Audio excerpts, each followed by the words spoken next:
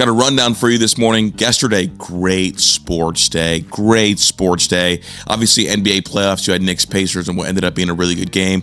Pacers take a 2-0 lead on the Knicks. A lot of people, myself included, felt like after kind of thefting game one, the Knicks were absolutely going to take game two at home at the Garden.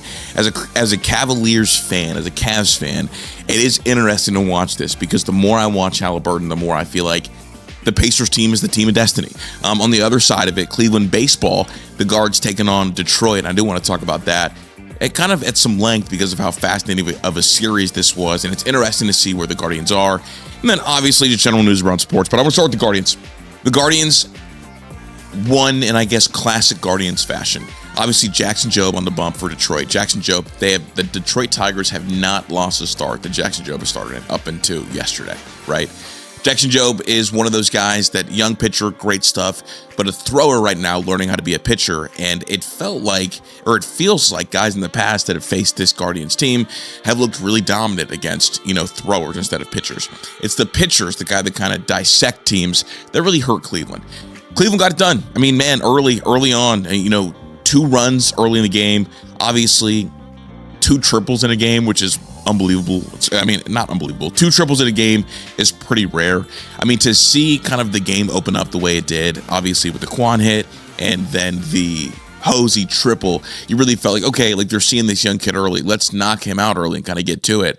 And it felt like, even though it was a slight lead, a 2-0 lead, I never ever felt like the Guardians were back in danger. And that is a unique feeling, especially for a team that is going up against the team with the best record in all of baseball. And I don't know if that's, a good thing. I don't know if that's a bad thing. I mean, I would assume it's a good thing because you feel like Detroit might be little brother. And I was talking to my boy Pat about this, and, it's some parts of me really disagreed, but there feels like there's a psychological edge when Cleveland plays 2 teams in particular, Detroit and Minnesota. And now the Cleveland Guardians are tied with Minnesota, but I believe they have the tiebreaker, so they're in second, and they've got 2 more games after taking the first 2 against Detroit, and you got to feel really good taking the first 2 against Detroit because that means that you can't lose the series, and that's what you'll take. It does look like Detroit's, I guess, magic has kind of gone away a little bit. It didn't feel as magical yesterday. Even when Spencer Torkelson hit the home run, you felt like, okay, the magic isn't there. The Guardians are going to kind of shut this door, and major flowers. Slade Ciccone to Gaddis to Clase. The Slade kid, I think, is a pitcher, man. Like, we're 2 starts in, and I know it's like nothing magical, but he's been able to work through some lineups and not really look labored, and I was really impressed by that. I mean, getting guys to chase, getting guys to miss bats, and then getting a ton of weak contact. You felt like once you got those 2 runs, it's like, damn, like, with the way Slade is dealing, you feel like, okay, like this game is over. I need these 2. I'll probably get at least 2 more out of Jackson Jobe because he is a young pitcher, and I think he's going to crumble. But the way that Slade is pitching, like, you feel like you've got this one in the bag, and they did. And, starting pitching has been a major concern for the Cleveland Guardians this year, but Slade start to finish looked really good. He gave you 5 hits, 1 earned, and 6 Ks, 2 walks, which obviously, you'll live with those if guys are generating strikeouts like that. But Slade Ciccone, being able to, in the middle of this 4-game stretch, being able to go 6, and Hunter Gaddis being able to go 2, and giving guys like Cade Smith a day off, who has been absolutely nails. I mean, the 3 straight strikeouts with the bases loaded was unbelievable. And then to go to Clase, who only had to pitch 1, and it was pretty quick work, allowed 0 hits, 0 earned runs. Like, you feel really, really good. You feel really, really good for the rest of the series. Now, obviously, you are going to want kind of bullets in the chamber the last 2 games of the series. And if you win the last 2 games of this series, it becomes like, oh, shit, like this is where we are at. You won with Bibee over Flaherty, and Bibee looked nails, looked electric. You won with Ciccone over Jobe. Big time win. Today you got Ortiz, someone who's proven he can go 6 or 7 and throw over 100 pitches if he needs to, and is a big strikeout guy against Casey Mize.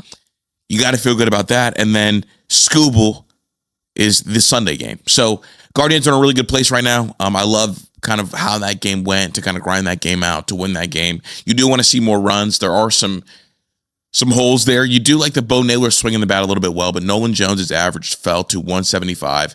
The right field spot is becoming a giant black hole. it's becoming pretty frustrating because you want that spot to either hit for power or average, not neither, and that's kind of what it's become. Judkins Noel looks lost at the plate. So that's a little bit of the downside about this Cleveland Guardians team. But right now, I mean, again, you take 2 out of the first 4 against Detroit, you have to feel really good. And the first one not even being close in 7-0, second one being 3-1. Want to give my major flowers to Carlos Santana. You know, a lot of people wanted him benched. A lot of people felt like it was time to, give Manzardo the keys to the car and let him start to flourish as the first baseman of the future. And while he may be that, Carlos Santana provides something that, Manzardo just doesn't have, and it's a lot of experience and understanding of the strike zone, being able to work through counts, and also like being able to get the job done even if you don't get your pitch. And he showed that. I mean, he had the single, the RBI single that he got sawed off on, was still able to punch it away the other way. And you love that from him. And the better he gets, the better this team gets, and it kind of elongates this lineup. So Carlos Santana coming along is really important. If you are Cleveland, you've got Detroit for 2 more, then the Angels for 3. You've won 3 straight, the last one over Minnesota, then 2 in Detroit. You're feeling really good. Again, Ortiz, Allen, Williams, Bybee, that's your next 4, and then back to Zacconi. So they're in a really good spot. Want to switch gears. Knicks, Indiana, Knicks, Pacers. It's funny because I watch this Indiana team, and I don't know if it's sour grapes, if it's me being bitter, if it's me kind of not understanding ball, but it feels like the Cavs look better than this Indiana team, and this is a case where that one player being Halliburton, is hot at all the right moments, and Indiana is now up 2-0 on the Knicks. I am shocked that one of the first 2 games, Karl Anthony Towns couldn't take over and get a win, and in large part, the reason I feel that way is because we saw Evan Mobley. When he wanted to get it going and get in go mode, Evan Mobley was providing so many problems for Indiana. Indiana had no answers for Evan Mobley. I think Karl Anthony Towns has a similar skill set to Evan Mobley. A little more aggressive, a little more willing to shoot, and obviously a little bit bigger, but that same kind of skilled big that can walk you down, can score from anywhere, can face up, can post up. I felt like he was going to be able to, I guess, dominate the Pacers. Didn't end up being the case. Pacers go up 2-0. It does look like we are going to get Shai Gilgeous-Alexander if the Thunder continue, because they're up 2-0. They play again tonight versus the Pacers. And it's fascinating because all season, the most overrated player that nobody wanted to celebrate was Tyrese Halliburton. And I think it was understandable. Like, Tyrese Halliburton doesn't do anything like the best in the league. He just doesn't. But in the playoffs, narratives flip entirely. And he is one that, if you aren't in the East, you are absolutely rooting for, because he's fun. And it feels like he plays basketball in a way that is aesthetically pleasing to a basketball fan, which I am. On the other side, Shai Gilgeous-Alexander, about halfway through the year, people were starting to get frustrated by the foul baiting, but the way he played basketball was still aesthetically pleasing when he was getting buckets, because the bag was so deep and he was really tough. Now, because it's every night and there's a drastic every other night, you are seeing fans of basketball turn on SGA and love Halliburton. Because stylistically, Indiana plays a better brand of basketball to watch than the Thunder do. And I'm watching it. I mean, you're getting Jaden McDaniels fouling SGA just to feel what it's like to foul him because of the foul baiting. And now you have large portions of, NBA Twitter that are not rooting for SGA, when before it was all about the aura and what he could do. And so, it's fascinating just seeing the flip that basketball can give you. Additional news and notes on this rundown.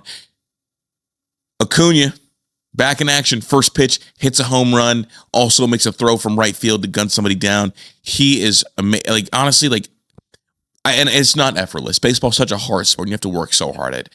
But Acuna makes it look effortless. And there's a conversation, when he's healthy, he's the best player in the sport. It's unbelievable. He's got power, over 400 on the first swing. He's got speed, obviously. People who love the Shohei Ohtani 50-50 season, which is incredible. How about Acuna, 30-70 or 40-70, which I think is even more impressive. I mean, and he plays in the outfield every day too. So Acuna is maybe the most gifted player in the entire MLB, and it's good that when he's back, baseball is good. You had the Dodgers and the Mets play in a 13-inning game, including, I believe, 4 shutout innings after in the extras with the free runner on second. So really big time stuff. A game that took over 5 hours long. Juan Soto goes 0 for 5 with 2 chances to kind of ice the game or win the game. And the Mets fall to the Dodgers again in extra innings. Wild first game of the series, you waste a lot of bullets like that. It's going to be fascinating to see what each team does with kind of a thinner bullpen on that third day, because you don't feel it today, but you feel it on the third day unless teams want to manage it in advance. This game featured a lot of weird. You had a bobble that led to a lot of confusion about, when do you tag up, when the glove touches the ball or when the ball is actually secured, because there was a bobble out there in right field. And then you had a wilder call, the obstruction call, and you see obstruction calls usually in the baseline. You don't see obstructions for line of sight, so a runner can't see when to tag up. So a lot of wild stuff. Obviously, the Dodgers ended up taking that one. They are still, I'm sure, the World Series favorites. Other than that, it was a pretty good week. Yankees lost to Colorado, the worst team in all baseball, which is wild because the Yankees have been on a great tear here recently. And yeah, I think that's about it. Today you have Cleveland at Detroit. That's Ortiz versus Mize. That game starts at 7:15, and it'll be on Fox or on whatever local station you are on. And then on the basketball side, you got Thunder Timberwolves. That game tips off at 8:30, and that'll be on ABC. The Thunder are currently up 2-0.